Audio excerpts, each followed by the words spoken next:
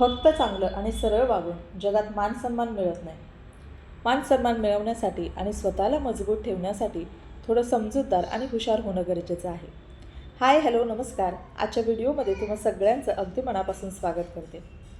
हुशार किंवा चलाक बुद्धीची स्त्री ती नसते जी इतरांना फसवते, तर ती असते जी स्वतःची कधीही फसवणूक करत नाही. जर तुम्हाला खरंच आनंदी राहायचं असेल आणि लोकांनी तुम्हाला गृहीत धरू नये किंवा हलक्यात घेऊ नये असं वाटत असेल ना, तर तुम्हाला फक्त चांगली नाही तर स्मार्ट आणि चलाक विचारांची स्त्री बनावं लागेल. आजच्या या व्हिडिओमध्ये मी तुम्हाला अशा काही सोप्या सवयी सांगणार आहे ज्या एका खंबीर आणि हुशार स्त्रीला इतरांपेक्षा वेगळं ठरवतात. हा व्हिडिओ तुम्ही शेवटपर्यंत नक्की बघा, कारण कदाचित यातली एखादी छोटीशी सवय तुमचं आयुष्य बदलून टाकेल. पण या सगळ्याच्या अगोदर एक गोष्ट प्रामाणिकपणे सांगा, तुम्ही खूप चांगले आहात ना? इतक्या चांगल्या की सगळ्यांची काळजी घेता, कुणाचंही बोलणं लगेच मनाला लावून घेता आणि कधीकधी स्वतःचा थकवा, स्वतःचं दुःख आणि स्वतःच्या इच्छा बाजूला सारता. पण रात्री जेव्हा मुलं झोपतात, पती कामात किंवा फोनमध्ये व्यस्त असतात आणि शेवटी तुम्ही अंथरुणावर पडता, तेव्हा तुमचं डोकं मात्र अजिबात शांत नसतं. कारण तेव्हा तुम्ही विचार करता की आजही मी सगळ्यांचं केलं, पण मला कोणीच विचारलं नाही की तू कशी आहेस. आजही मी हो म्हणाले, पण जेव्हा मला नाही म्हणायचं होतं. मग मनात कुठंतरी वेदना होते की मी जास्तच चांगली आहे का? माझ्या वागण्याची काही सीमा नसावी का? जर या सगळ्या गोष्टी तुमच्यासोबतसुद्धा घडत असतील ना, तर विश्वास ठेवा, तुम्ही अजिबात एकट्या नाही आहात. आज मी तुमच्याशी एक कडू पण खूप महत्त्वाचं सत्यसुद्धा सांगणार आहे. ते म्हणजे फक्त चांगलं आणि सरळ वागून जगात मानसन्मान अजिबात मिळत नाही. तर मानसन्मान मिळवण्यासाठी आणि स्वतःला मजबूत ठेवण्यासाठी प्रत्येकीनं थोडंसं समजूतदार आणि हुशार होणं गरजेचं आहे. खरं तर चलाक होणं म्हणजे चुकीचं वागणं नसतं, तर स्वतःला वापरलं जाण्यापासून वाचवणं असतं. तर चला पटकन स्वतःला बदलण्यासाठी आणि स्मार्ट बनण्यासाठी बघूया या सोप्या सवयी. सवय नंबर 1 आहे ती म्हणजे प्रत्येक गोष्टीला उत्तर देणं बंद करा. आपल्या प्रत्येक महिलेची सवय असते. कोणी काही बोललं ना की लगेच आपण स्पष्टीकरण द्यायला सुरुवात करतो. कुणी आपल्याला चुकीचं समजलं की आपण लगेच स्वतःला सिद्ध करायला बसतो. पण लक्षात ठेवा, ज्याला खरोखर आपल्याला समजून घ्यायचं आहे ना, त्याला आपली एखादी ओळसुद्धा पुरेशी असते. आणि ज्याला समजूनच घ्यायचं नाही ना, त्याला 1000 पुरावे जरी आपण दिले ना, तरी ते कमीच पडतात.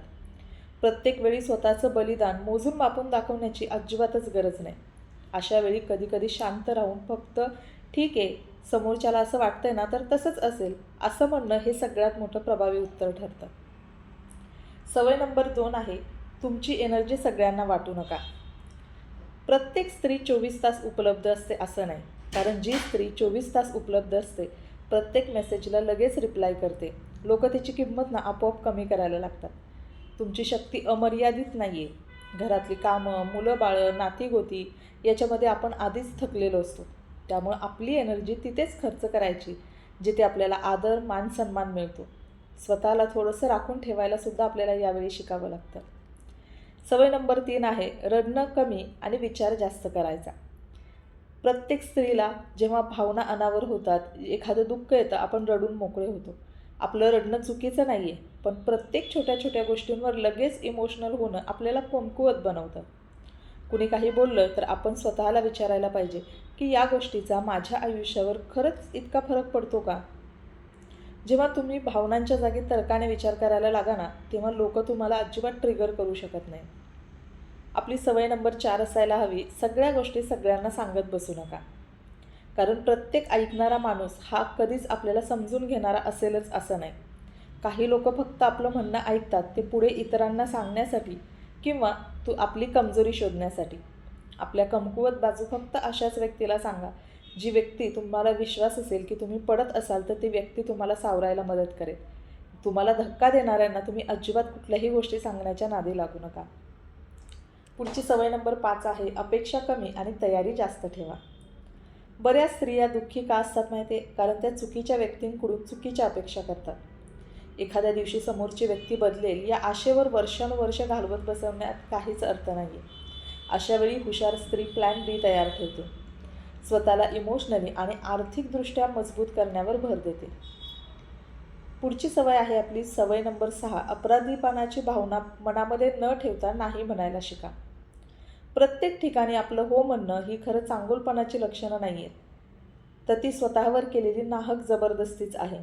जर तुम्हाला एखादी गोष्ट जमत नसेल तर शांतपणे आणि स्पष्टपणे सांगा की सध्या हे मला अजिबातच शक्य नाही आहे. आपल्या वागण्याची सीमा आखणं म्हणजे ॲटिट्यूड नाही आहे, तर तो आपला स्वाभिमान असतो. पुढची सवय आहे सवय नंबर 7, स्वतःची किंमत स्वतः ठरवा. कुठल्याच व्यक्तीला आदर हा मागून मिळत नसतो. जेव्हा तुमच्या नसण्याची जाणीव किंवा उणीव लोकांना भासते ना, तेव्हा समोरच्या व्यक्तीची किंमत कळायला लागते. प्रत्येक ठिकाणी आपल्याला हजर राहण्याची अजिबातच गरज नाही.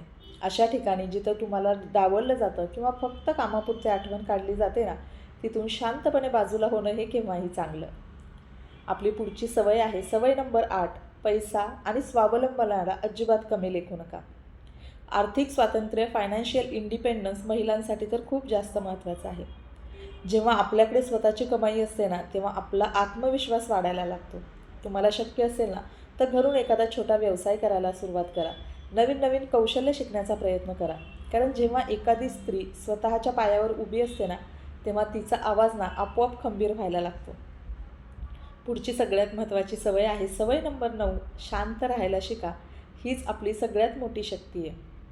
चलाक स्त्री प्रत्येक गोष्टींवर ओरडत नाही किंवा प्रत्येक गोष्टींचा तमाशा करत नाही, तर ती फक्त शांत होण्याचा प्रयत्न करते. तुमची ही शांतता समोरच्याला अस्वस्थ करून टाकते. जेव्हा तुम्ही स्वतःच्या शब्दांवर आणि रागावर नियंत्रण मिळवताना, तेव्हा जगाचं तुमच्यावरचं नियंत्रण संपतं.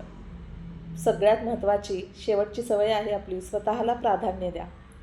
तुम्ही इतरांचा विचार करता हे चांगलंच आहे, पण स्वतःच्या थकव्याला आणि भावनांनाही महत्त्व द्यायला शिका.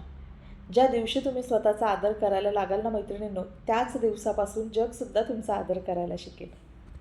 तर मैत्रिणींनो, हा व्हिडिओ तुम्ही इथपर्यंत बघितला याचाच अर्थ तुमच्यामध्ये सुद्धा ती कणखर आणि समजूतदार स्त्री आधीच आहे. फक्त आता गरज आहे तिला जागं करण्याची. जर तुम्हाला हा व्हिडिओ आवडला असेल ना, यातले मुद्दे आवडले असतील ना, तर नक्की व्हिडिओला लाईक करा आणि आपल्या चॅनलला सबस्क्राईबसुद्धा करा. आणि हो, हा व्हिडिओ अशाच मित्रमैत्रिणींनासुद्धा शेअर करा ज्यांना स्वतःमध्ये त्यांच्या आयुष्यामध्ये बदल घडवायचा आहे. तर चला, या सकारात्मक व्हिडिओसोबत आज मी माझं रुटीनसुद्धा तुमच्यासोबत शेअर केलेलं आहे. आता ना इथं मुलाची परीक्षासुद्धा झालेली आहे आणि वर्षभर ना शाळांमुळे जास्त कुठून बाहेर पडता येत नाही. बाळपण लहान आहे, त्याच्यामुळं मध्ये बाहेर जाणं शक्य झालं नाही. त्यामुळे आता निवांत म्हटलं चला 2 दिवस कुठंतरी बाहेर फिरून येऊया, जेणेकरून मुलांनासुद्धा बरं वाटेल आणि आपल्यालासुद्धा रिलॅक्स होईल. गरमी भरपूर वाढायला लागली आहे, त्यामुळं वॉटर पार्कचा आम्ही प्लॅन केला होता. 2 दिवस मस्त मजेत गेले. छान, अजिबात कुठलंच जेवणाचं टेन्शन नाही किंवा कुठल्या कामाचं टेन्शन नाही. मस्त 2 दिवस फिरून, खाऊन, पिऊन, मजा करून आता आम्ही घरी आलेलो आहोत.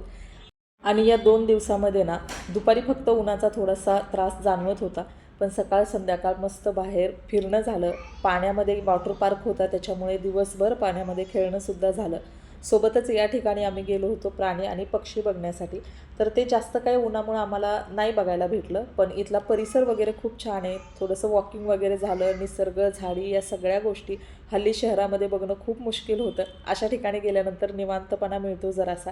मोबाईलला अजिबात रेंज वगैरे जास्त नव्हती, त्याच्यामुळे जास्त काही फोन आणि या सगळ्या गोष्टीसुद्धा नव्हत्या. एकदम निवांत आणि शांत असा वेळ गेला 2 दिवसाचा. तर चला, आता पुन्हा रुटीन आमचं सुरू झालेलं आहे आणि आज हा व्हिडिओ मी तुमच्यासोबत शेअर करते. तर चला मैत्रिणींनो, आजचा व्हिडिओ मी इथंच एंड करते.